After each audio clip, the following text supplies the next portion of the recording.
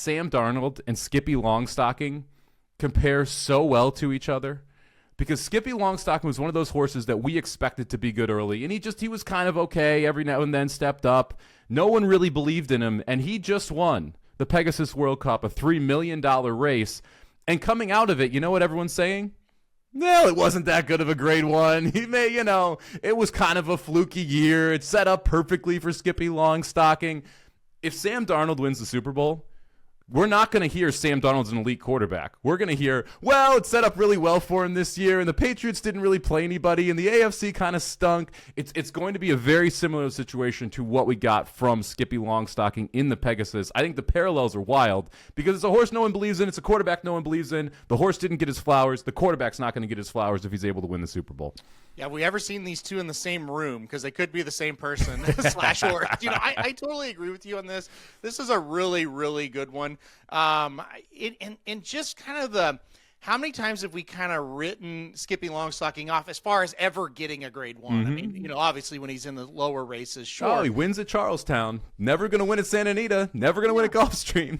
and the same, like with Sam Darnold, how many times have we like, no, here's a little bit of hope. No, he's gone again. Even last year, oh my gosh, he had a great year with the Vikings. Now we're in the playoffs. Whoop, no, he holds on to the ball too long. He throws interceptions, and they get stomped. So that is an amazing comparison. I love that one. And, look, I mean, I agree with you 100%.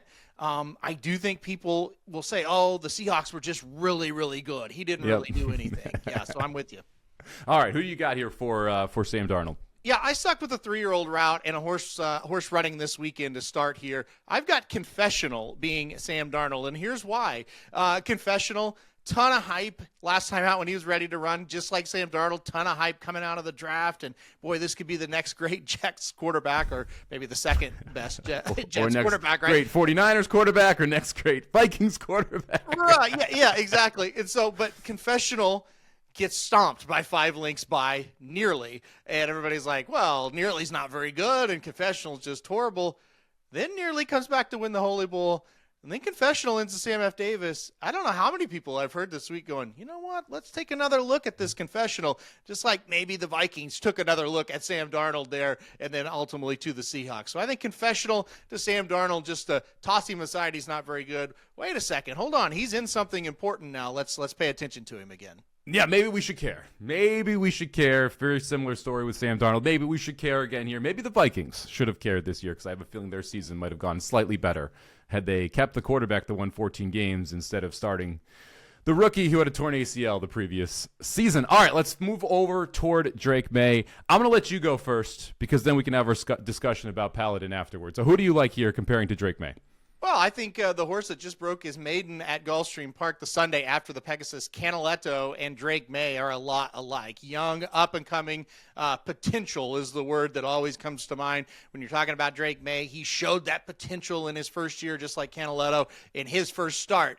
Oh, man, he just gets excited. Like the future is very, very bright, right? And then Drake Maye trying to do it here in year 2, obviously making the Super Bowl a big step. Can Canaletto do that and win a prep race, his next start as well? So they seem very, very similar to me. So it'll be interesting to see if Canaletto can follow in the footsteps of Drake Maye and cross that next box, or check that next box, I should say, when the time comes. I think you're being very generous to Drake Maye in the Canaletto narrative there, because you know what? I'm going with Paladin, who's your favorite in the Kentucky Derby. You know why? Because look, Drake Maye, let's be honest, he's gotten a little lucky this year. Things have gone well for him as we've gotten into the playoffs with who he's had to face, specifically on the other side of the ball. Even the weather has been a favorable thing for his defenses taking on those offenses. Paladin, you know how he won 2 back against Renegade? In a DQ. He needed him to come down. He needed Nico Collins not to play so that offensive line could get exposed by the Texans. Then you fast forward one race forward, and you're like, Paladin, he won a 1.125 race. He won the Remsen. Renegade ran second. Well, Renegade had a terrible trip. He had to go Jared Stidham wide on the first turn and then was not able to run him down late into the stretch. Yet this is our Kentucky Derby favorite. Look, Paladin, he's beaten what's in front of him, except for the one time he didn't because he had to get DQ'd to be put up.